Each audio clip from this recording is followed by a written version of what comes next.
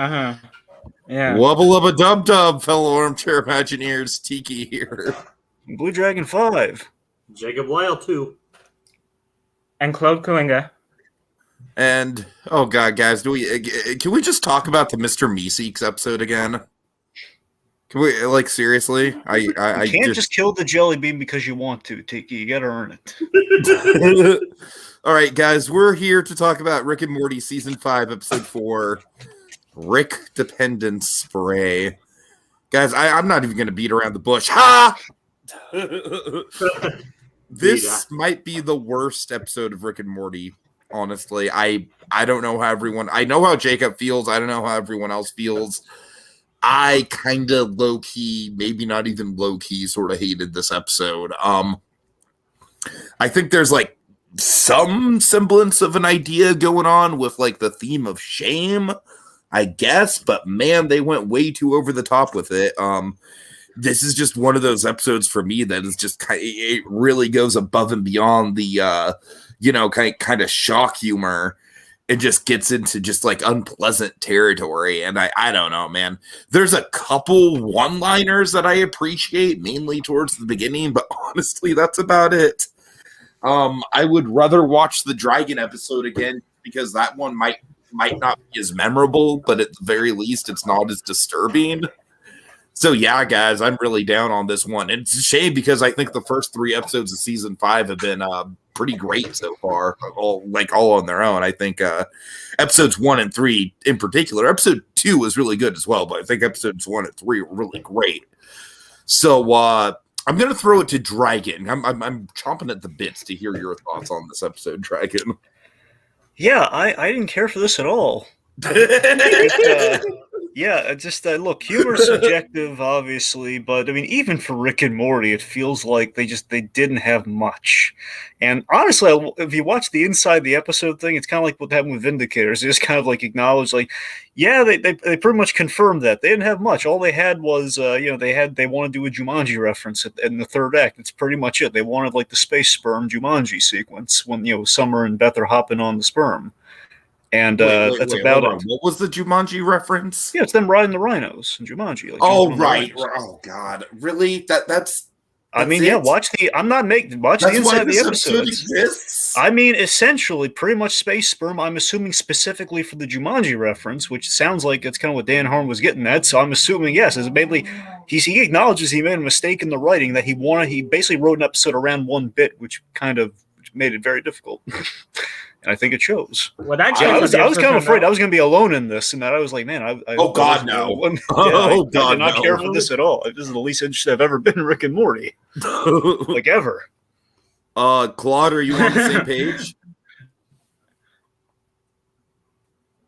Claude? Yeah, I was kind of bored with this episode. Yeah. Yeah, a lot of going around. Huh? And I guess my turn. It's like, yeah, there were a couple parts that were kind of funny. I was kind of bored with the episode. Yeah. All right. As for myself, there were a couple parts that I thought were kind of funny. I mean, like some of the concepts here, like it could have gone in an interesting direction, but it's just kind of like, basically, I'll pretty much say here, and part of my French, what I said to Tiki when I just finished this episode, like literally less than 2 hours ago. I was like, what the actual fuck did I just watch? Okay, basically. You know what? I'm gonna soften that for Dragon. I'm gonna make an old school Bates Motel reference. All right, Dragon, you ready? Oh, I know this. Yeah, go on. What was that? What was that? What was that? All right. Oh God, guys, I don't even really like. I'm just gonna pull at some talking points and we'll just break it down. All right. Let's talk about the feminism angle because I feel like I don't know. I feel like that was an angle where it's like I want to give the writers some credit and say that they were trying to parody the whole like being uber aware of like calling out the sexism and stuff in media. Like I feel like that's what it was, But like the whole kickboxing girl runner through like the class. Right. Like, there's no kickboxing Lara Croft type here. Just kind of came off as pandering. I don't know. It felt really forced. Like, hey, look, these characters that aren't sexist are suddenly sexist. I think there was one clever line that came from that though, and that's what I'm saying. The episode has like its clever bits here. I can't even really say clever. It has its okay bits here and there. You know, yeah, it came out of nowhere. Episode. The whole you congratulations, honey, you've become a woman. Once she's basically her idea is stolen by a man, and basically celebrate like, hey, that's a good thinking there. Literally, she spelled it out the whole eggs. It's eggs. Mm-hmm. Eggs and bacon, eggs and bacon, eggs and bacon. Sorry. I like my reference better, Dragon. All right, fine. Take your reference. When I wake up, first thing I do, eggs. All right. All right, fine. Put it on a pedestal by all means. I hope you have that put with the glass chandelier. It's all nice there. Oh man. I thought the cold open was the strongest part of the episode. Yes and no. Okay. I'm sorry. I mean, you're going about why you feel that way. I don't really like it conceptually, like with the machinery. It just grossed me out. It made me laugh a couple times, though. There were a couple funny one-liners. Like I laughed at how apathetic Beth was towards Marvel. Yeah. I did not care for that slight. It's just kind of funny considering how many of Rick and Morty's writers are now working for Marvel. That's what I'm saying, Dragon. That's the slight, because I feel like Marvel actually kind of stole away some of Rick and Morty's writers. So it's like I feel like it's not a slight on the quality of Marvel. I feel like it's more of a personal slight, which made me laugh. Well, I hope so. And then I just like I don't know. I thought the cutaway gag, like I'm glad that we didn't have to see Morty using the machine, and the cutaway to him on the roof with the sunglasses and oh Morty, you dirty little doggy, you. That made me laugh. So let me tell you, for me, here's my thing. As you can tell, I'm kind of trying. I'm like trying to throw out compliments. Okay, let me tell. There's a thing with the opening that has occurred to me upon thinking about it. Okay, so the opening, we have the horse breeding mount, and basically you can fill in the blanks, and there's like a sense of dread. So like you have your setup there, which is like that's where the comedy comes in. Like, okay, hey, you know where this is going, which but there's like almost like a shock. Yep. It's just kind of funny that she never noticed that he was using it for over a week. Yep. That's what I'm saying. There's like kind of like a shock value, like kind of like it's funny, but it's like also very shocking. But I mean, I'll take that. But then there's like that moment where here's where the wheels come off. It's like, oh, we're really leaning into this. This isn't just like an opening. We're leaning into this for the whole thing. Like that's the moment. Like, oh god, this is it's just that moment of realization. Yeah, we're going. This is what the episode's going to be about, and it's going to be a really uncomfortable premise of essentially a 14-year-old, to put in Seinfeld terms, loses the contest. Mm-hmm. Yeah. And that leads to Armageddon, and it's just, to me, it's too big a leap. It's like I know they keep saying there's going to be some season 1 Rick and Morty in this, but this is not the best of season 1 they're leaning into, and I think it's a problem. I mean, it's not like Rick and Morty hasn't touched upon uncomfortable subject matter before. It's just that they usually were able to like either pull something dramatic or hilarious out of it. Yeah, I mean, outside of the setup, there's just nothing there. It's just so we're doing Independence Day with sperm, pretty much. So and cannibalistic underground horse people. I mean, even that they don't really. I would say I need like a whole explanation about things, but it just feels like okay, so we randomly need horse sperm to fight these underground, the chuds, the horse people, all that sort of thing. So it's just the horse people are a thing. Yeah. So we got Tom Priest in the comments who asked if Rick is a parody of Doc Brown. And yes, he absolutely is. The pilot of this show was called Doc and Marty. So, like top to bottom, this show is basically like a Back to the Future parody, except they try and stay away from the sci-fi. And time travel. They really don't like doing time travel. Oh, I'm not sci-fi. Obviously, it's sci-fi, but they try and stay away from the time travel. Yeah, I'm sorry. Yeah. Mm-hmm. I wonder when Christopher Lloyd's going to show up in the show. If he ever does. If they ever do Christopher Lloyd, they gotta avoid Doc Brown. Instead, what they should do is his character from Clue. Either that or Suburban Commando, one of those two, or maybe even Judge Doom. Judge Doom would be the go-to, but it feels like I can't really see how they pull that off though. But I guess they. Oh, I could see how they pull off Judge Doom. I can see him I can see him referencing Judge Doom, like talking about. How they would pull off Judge Doom is that Rick is the only one who knows he's a toon, and like it's obvious he's a toon, and but everyone else is completely fooled by it. Okay, that's a fair point. Yeah, especially, you're right. Especially Jerry. Yeah, yeah, exactly. Yep. All right. So the best idea in the episode for me was kind of the fact that I do appreciate that we're continuing on with the sort of some of the character arcs of the season, and I am kind of like tracking that. So in that regard, that's about the most valuable thing we have. So it's like, for example, we have Rick actually in like for the first time maybe in the series admitting some of his character flaws, It's like I have an air and I have a substance problem. Like that was actually like in such a shitty episode. That was a genuinely kind of a big piece of character building. Even in this, it's that running theme so far in all the episodes where where they're going to tease major things like, oh my god, space sperm apocalypse, but really inch forward. I have a substance problem. Just a little inch forward. Right, exactly. That was actually kind of a funny line too. Yeah. And then, of course, the big thing with Rick is that he is actually like, did you guys think that we were going to get like a vat of acid reveal where Rick is kind of setting this up the whole time to teach Morty a lesson? That actually would have made the episode a lot more interesting. It would have made it interesting. I did not see them doing that. Just given I was like, okay, so we're really doing this episode. I don't think we're going to get like a vat of acid reveal. It didn't really cross my mind. It's like, yes, Morty, I knew you did. I knew you didn't do that thing. Come on. like what kind of idiot do you take me for, Morty? I thought that's the thing I want to give him credit for.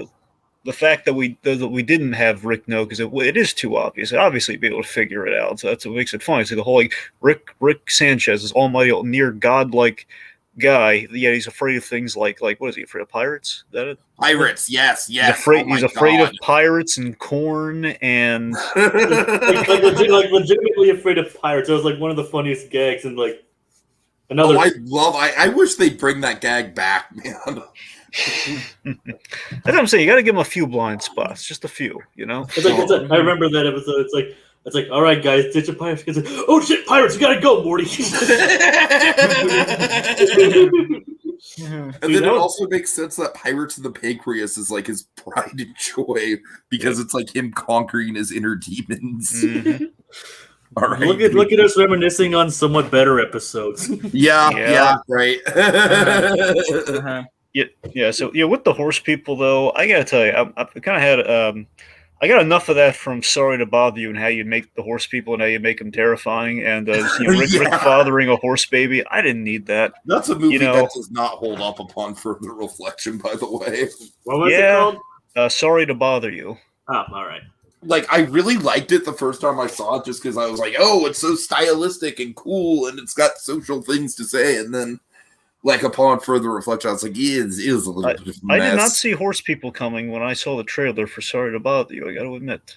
I don't think many people did. Yeah. So it was just very horrific. The whole thing. It's very nightmare-inducing. Anyway, so and I got that. So we had some gross out things with horse, like the whole like fathering a horse baby, which brings about some BoJack Horseman questions that are residual and just remaining. Okay, that being said, I did kind of laugh at Rick's dilemma with the horse princess. I didn't need the kissing, but yes, that's sure. Yeah, I laughed. The kissing to me was like the kind of gross out humor that I kind of like. That was the line for me. That was right at the line where it was like the kind of gross out humor that I can laugh at because it's so absurd. And you know why I can laugh at it is because it's based in sci-fi. It's not being like the reason why I think most of this episode is uncomfortable is because it's kind of like based on like real world biology and incest and shit like that, but I don't know. I just think Rick getting on in a freaky way with a horse princess is, I don't know, like that to me isn't really crossing the line. It's kind of starting up to it. I mean, considering he's also like made out and did other things with planets, gods, and other things like Exactly. Like a horse princess really isn't too far of a stretch. It's not the first time he's fathered children. We had the whole, well, at least I feel what I'm forgetting what the whole planet thing, the whole reveal of, was he not the father of those kids in the planet episode? Was that the reveal or what? Oh God, Jacob, do you remember? Because if I recall, no, like the original, like the god showed up, right? Then he's like the assumed father or what? Yeah. Yeah, that was that one. Yeah. That's what I thought. Anyway. For a moment I was thinking of Unity, but no, not Unity. I know what you mean now. It's just for a moment my mind went to autoerotic assimilation. Yeah, it's kind of funny how many times this happens to Rick. These similar situations. Yep, and then like the baby just pops out at the end, just digs away, and they're like, "Yep, see it." And then the whole Staples guy. I mean, that was funny. I'll give them that. That was funny. The whole like, oh yeah, so I don't have to worry about this at all. No, see ya. That's funny. And then the Staples gag. That was easy. I gotta tell you, that one just kind of signified. I mean, funny as it may be, it just kind of signified. Yeah, we really didn't have much of a point to this one. Just like it's calling it out. Like, yeah, we go to Las Vegas, which is like genuinely a location that I'd like to see explored in the Rick and Morty universe, but we do nothing with it. Except this is like, hey, sexy Cirque du Soleil dancers. That's it. That's the joke, folks. That's all the material we have. And Amazing Johnston or whatever. Okay, now I got to talk about this though. Okay, so the Amazing Jonathan. You remember the Amazing Jonathan, don't you? Yes, I do. Yes. So I appreciated that pool. That was like, oh man, they really did like the whole heart thing. I was like, yeah, man, that's a great pool. It's a great obscure pool. I didn't go with Lance Burton or any or like Chris Angel, Mindfreak. They went the Amazing Jonathan. Right, nice. Right. I still thought the exotic Cirque du Soleil was pretty low hanging fruit, though. Yeah. Cirque du Soleil's actually pretty impressive. I mean, I've seen their shows live. They're actually the go-to. That's the point. I mean, yeah, it's impressive. It's like, yeah, Cirque du Soleil. We just had the, because where else are we gonna get the space from? Yeah. All right. Did Jerry do anything this episode? Well, he gave the president a Jerry watch for the season. Okay, he gave the president water.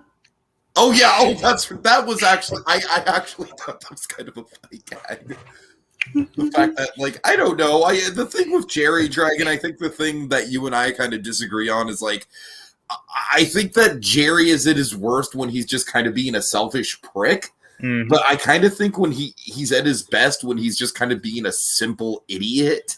And I think the water gag was kind of like more of the simple the water thing side of Jerry. Yeah. Yeah. Keith David. Yeah.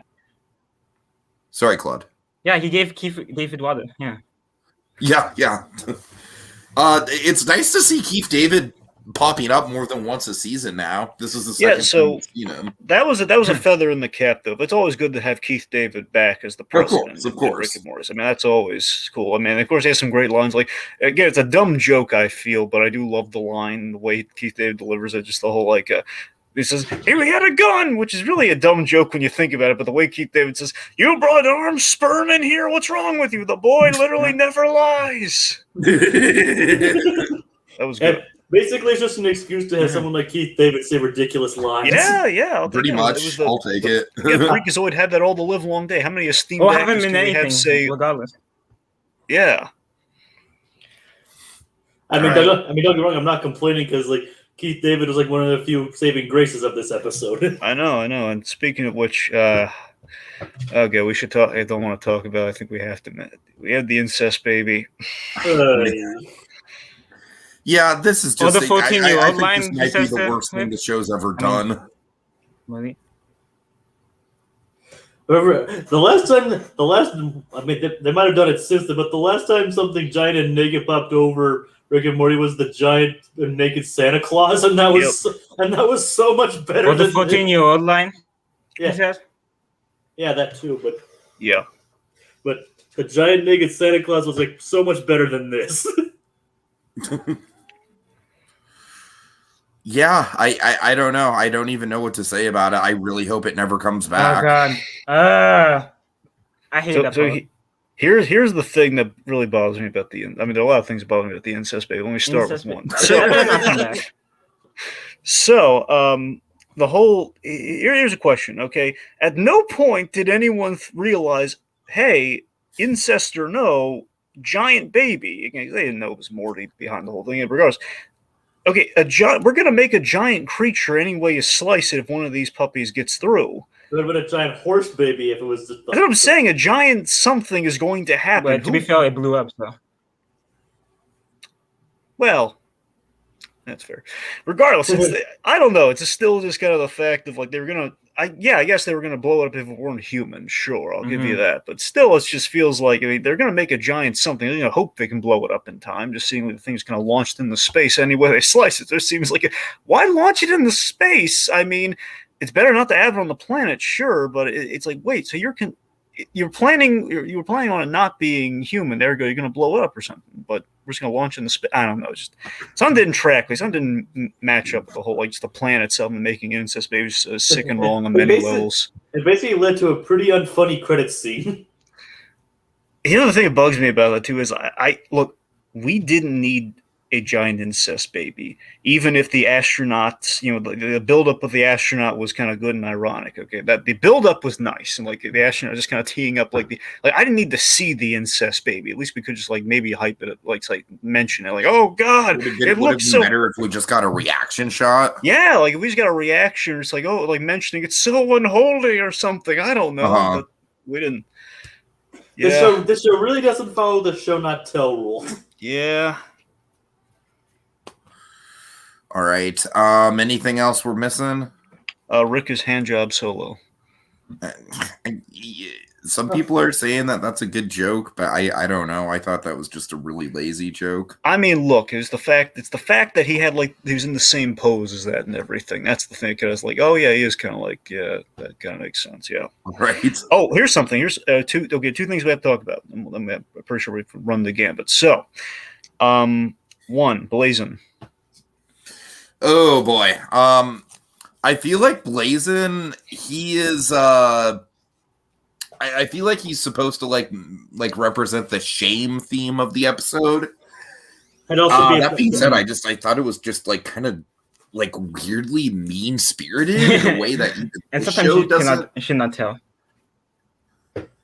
Right, but I mean, I don't know. I just felt like of all the freaky shit that Rick does on a regular basis, is wearing a thong really going to be the big thing that's going to be the big shame? I did not. The fact he killed himself with his own sword because he's. I did not that to me kind of felt like a Jurassic World nanny death of it felt just super unnecessarily gratuitous and mean spirited. I don't know. There was just something really off about it. I think I know what's off about it. I get that it was kind of trying to tie back to the main theme of the episode, but oh man, I don't know. It just made me uncomfortable more than here's the thing. I love shouting out Kathy Ireland, and the payoff initially I thought was going to save it. Hey, Kathy Ireland's going to deliver the moral, and it's actually going to take. It's just we have almost a hilarious Naked Gun moment of he probably told you not to tell me that he was wearing the thong. He should have known I'd accept him, though. See, that, if they just left it there, I think it would have saved it. But I feel like the fact that they didn't leave it there is kind of working into the theme of I feel like it's supposed to be a not a parody, but a commentary of people are saying to be honest, but then when you're honest, you get screwed over. It's you're kind of damned if you do, damned if you don't. That's the way I read it. I just didn't really think it was funny. I just thought it was more mean spirited. Yeah, I agree. That's where any residual kind of hope for that message is complete. It's just mean spirited. Right. So yeah, I just don't know, man. It's a waste of our fictional. I doubt they got Kathy Ireland to do the voice. It'd be hilarious if they did. They didn't. I checked the credits. She wasn't there. Oh man, so she was. Darn it. But regardless, that would have been really funny. Anyway, okay, so here's honestly one redeeming until he basically fertilizes. But Sticky,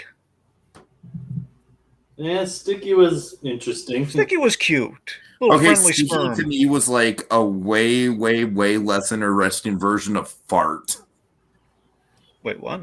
Oh, right. You mean the whole the David Bowie thing, right? Yes. Yeah, I'm really gonna miss you, Fart. God. I don't know. I just feel like we've gone down that the same sort of story beat with Morty. I don't think it's the same thing though. Like, the fart cloud, was actually kind of philosophized and was musical and everything. It's just more like a little Sticky. Yeah, but I'm saying little... we've gone down this road of like Morty befriending something that ultimately turns out to screw him over. Like it just like that's kind of the story beat that I feel like we've kind of tread before. Mm-hmm. Yeah, I did like the underdog kind of button moment though. It's like Rick say, "Oh, a little underdog there. Look at him. He used like the little tail to hit the button." I just love the animation on that little. He's using the tail as he's like pinned seemingly by the sperm coin. He's like, just hits the button and we're saved. That's some real underdog shit. Yeah, that was nice. I mean, that's like, I can't. There's very little nice things I can say about the episode, but you know what? That was nice. And I think that's all she wrote. Yeah, that's all. Believe me, I can't wait to close this book faster than anything. I think let's just go ahead and do it. Any thoughts on the? So next week we get another Rick and Jerry team up, which I'm honestly kind of excited about. Oh no! Well, it can't be as bad as this episode, Dragon. Oh, you're right about that. That's actually a nice way of looking at it. Yeah, no, the teaser kind of made me laugh because it's just. Well, I mean, if it is, if it is as bad as this one, which I highly doubt, we'll still talk about it, and we'll rip it to shreds. I mean, at least Whirly Durly Conspiracy. The last time we did something like that, we called out all the terrible things about Jerry, which was nice. Well, I mean, that's what I'm saying. We might get an episode that's maybe like a little bit more consistent with Whirly than Really Durly, but still it will be better than this episode. Yeah, exactly. Right. I feel better. Okay, so guys, let's just get the hell out of here, man. I think let's get out of here. About it. Open the door. Big thanks to Atomic Beast for joining us in the comments. And I like Atomic Beast comment. Honestly, Keith David returning in DuckTales was so much better. Well, yeah, I mean, Keith David doing much of anything is better than him being in this episode, but it's still Keith David. So Keith David just rocks. It's like the bylaw of science. You can really go wrong with Keith David. All right, and we'll just end it there, folks. Have a good night. We're out of here.